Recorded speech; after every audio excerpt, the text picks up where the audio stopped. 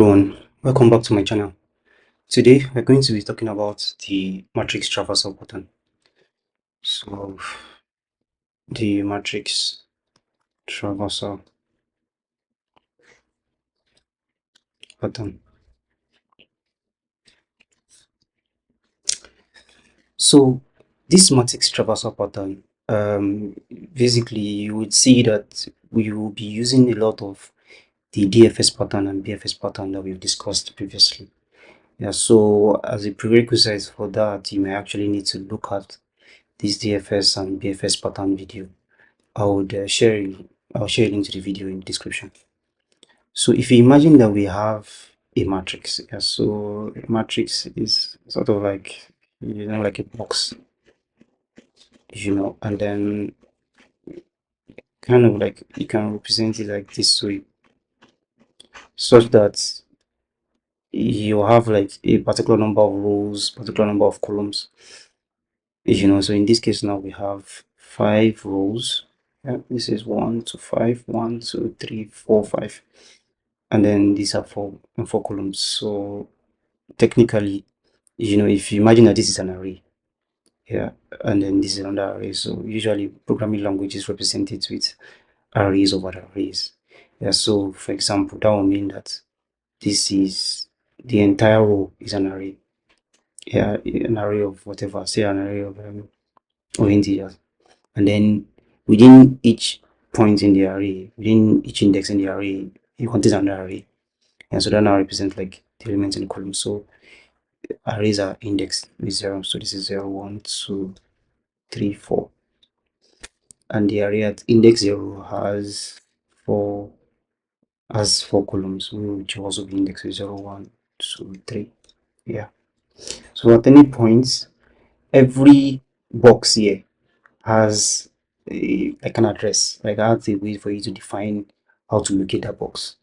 Yeah, using like the array navigation. So in this case now, this is going to be the cell, yeah, that is represented by row 0, column 0. Yeah, so to make that make sense, so now I just introduced the word, I call it cell.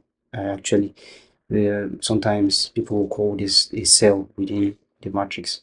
And so this cell here will be 2, 2. Yeah, this one here will be cell 4, 1. As you can see, we represent it using the row first and then the column. All right, so now let's now discuss questions that relate to matrix traversal. So the typical question will come and be like, let's say, imagine that you have oranges. Yeah, and oranges are kept in a 2 by 2 grid. Yeah, so each position on this grid has a particular number of oranges, and then let's also assume that maybe some positions on the grid to also have obstacles. Yeah, so you need to now figure out what is the starting from a particular position on this matrix. So position could be the 0, 0. Figure out what is the, maybe like is there a way for you to get to, is there a way for you to get to a particular index, or what is the maximum number of oranges you could get on you pass to a particular index, or or what is the highest number of oranges you can get, basically like questions like that. So basically the question is, imagine that there's somebody here. Just picture that there's somebody here right now on this matrix, and then this person now needs to basically now asking you, okay, how do you move from here? See, for example, now, okay, how do you move from here to the end? So imagine that this is the end. So how do you move from here to the end? So I mean, you can imagine that you can go anywhere. You can go this way, and go this way, and go this way, and go this way, go this way, go this way, go this way. Yeah, you could do anything, any direction you like. Could go all the way this way first, then go down. You could go this way, go back, and then go like this, go like this, go like this. You could go anywhere you like. Yeah. Yeah, but in addition to that, let's now, the example I gave said that there are like some fruits here, like oranges, and then each box has some different type of oranges, or sorry, some different numbers of oranges. And then let's also say that there are like obstacles. So let's represent obstacles with like a box, like this. Yeah, you need to figure out how to pass through.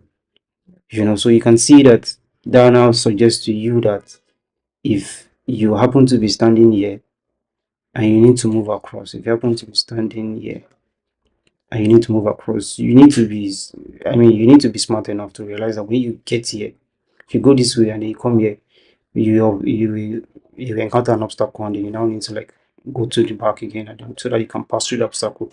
Depending on what the question comes with. Yeah. So that is usually what questions that relate to matrix traversal, tend to talk about. But the important part of this question is the fact that they relate to DFS and BFS.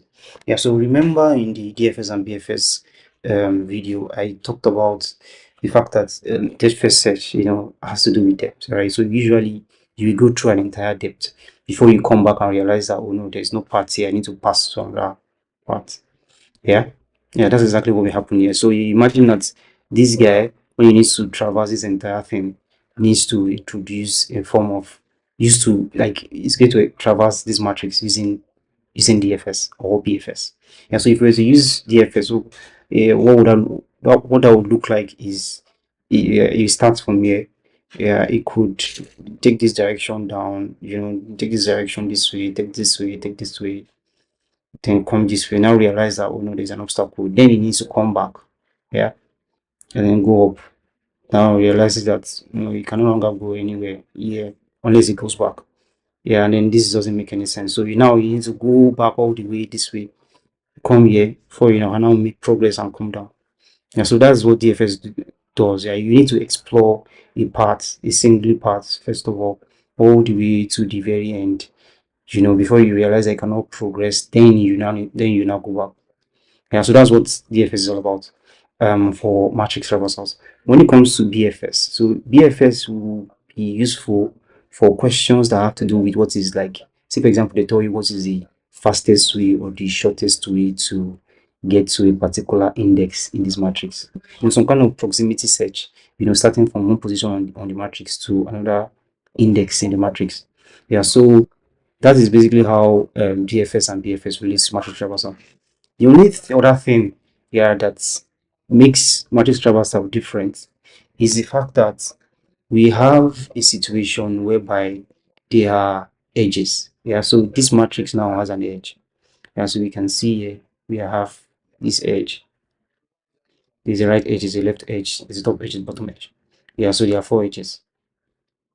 Yeah, so now and yeah, so the 4 edges, there are also corners, but at this point, corners don't really make any point for us. But these edges now, what happens is there's a limit you can go. Yeah, so you remember for the DFS sample whereby I spoke about trees. Yeah, so I mentioned that trees have children and everything. Yeah, so and then it gets to a point that the leaf nodes in the tree no longer have any children, can no longer go beyond them. Yeah, so it kind of like similar issue is going on here. At this point, at the edges, you can no longer go beyond the edges. Yeah, so it's like remember it's an array of an array. So you can no longer go beyond that particular index in the array. You need to be able to identify those indexes you can no longer that you cannot go beyond. Yeah, and then go back and backtrack. Yeah, so that's basically what matrix traversal is. Yeah, so if you imagine basically you use a similar thing. So usually imagine a question could be, or what we could do is we could say, okay, this could be like a sudoku. So we have like a for loop that will go from I all the way to like the length of the matrix.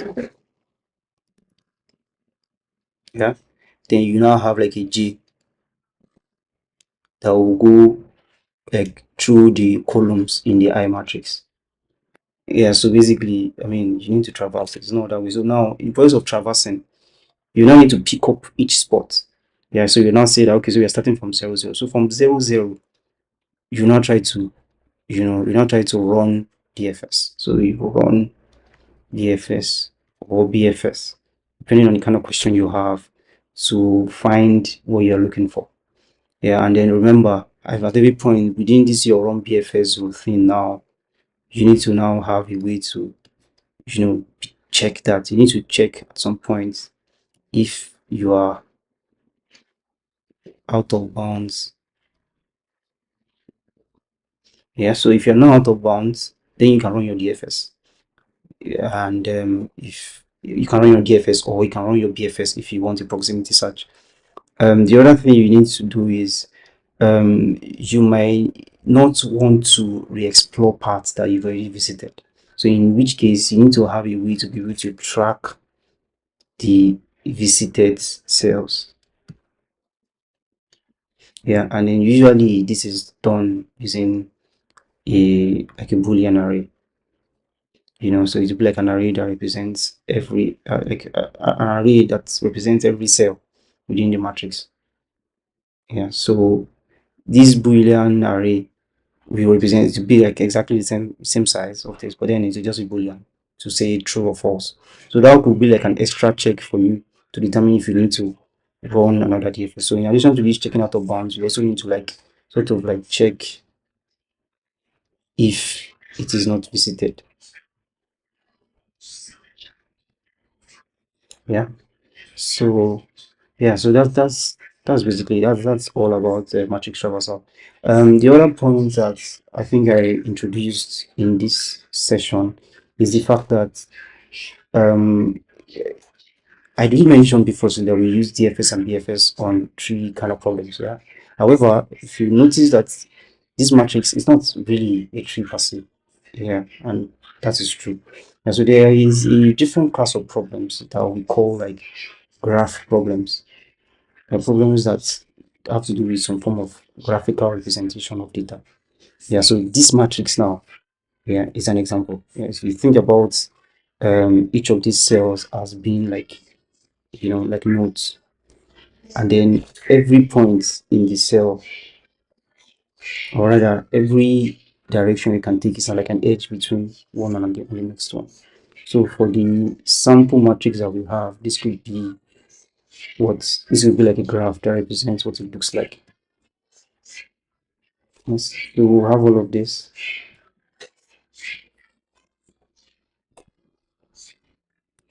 Yeah, and then what do we have like more? So we have everything represented. So this is like a graph representation now. And actually, the truth is, when it comes to BFS, DFS, we can run either of those on the graph representation. Yeah, so I think that's basically all we need to know about matrix traversal. I would share some questions that will help us review, and understand, how to solve these problems. All right, guys. Thank you once again for joining me in this session. Please don't forget to like, share, and subscribe, and see you guys in another session where I'll be talking about a new approach to solving problems, a new pattern called the dynamic programming pattern. So this is going to be it's going to run over a period of a month. It's going to be pretty extensive, pretty deep, can be really complex and confusing. But I would try my best to do a good job to explain what this pattern is all about, because it's pretty important and it can be pretty common, yeah, when it comes to interviews generally. All right, guys. See you again. Bye.